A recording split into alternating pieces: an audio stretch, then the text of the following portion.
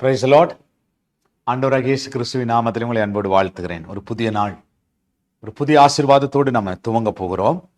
இந்த நாளிலே கர்த்தருடைய வார்த்தை சங்கீதம் 56 அதனுடைய வசனம் 11 இப்படி சொல்லுகிறது: தேவனை நம்பி இருக்கிறேன், நான் பயப்படேன், மனுஷன் எனக்கு என்ன செய்வான். ஒரு கேள்வியோடு அந்த காரியத்தை அவர் முடிக்கிறார். மனுஷன் எனக்கு என்ன செய்வான், மனுஷன் எனக்கு என்ன செய்வான். நம்ம நிறைய நேரத்தில் இப்படி பயப்படுறோமா, அந்த மனுஷன் இப்படி செஞ்சிருவான், இந்த மனுஷன் தீமையான காரியத்தை செய்யறாங்க, இவங்க எனக்கு பொல்லாப்பு செய்ய நினைக்கிறாங்க, இவங்க எனக்கு பிரச்சனை பண்ண நினைக்கிறாங்க. பல நேரத்தில் நம்ம புலம்புறோம் இல்லையா. இவர் சொல்றாரு, மனுஷன் எனக்கு என்ன செய்வான், ஏன்னா நான் கர்த்தரை நம்பி இருக்கிறேன். யாரெல்லாம் தேவனை நம்பி இருக்கிறாங்களோ, தேவனை பற்றி இருக்கிறாங்களோ, தேவனை சார்ந்து இருக்கிறாங்களோ, 100க்கு 100 ஆண்டவர் மேல நம்பிக்கை வைக்கிறாங்களோ, அவங்கள கர்த்தர் சொல்றாரு, நான் பாதுகாப்பேன், அவர்களை நடத்துவேன்.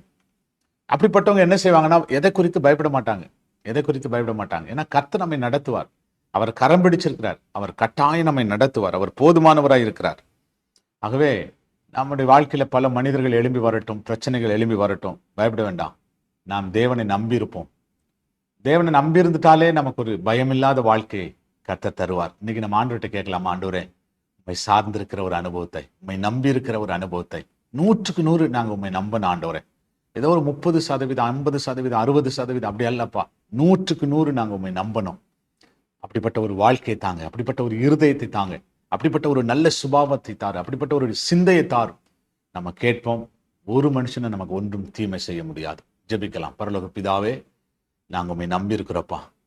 எங்க நம்பிக்கை எல்லாம் நீங்க தான் ஆண்டவரே.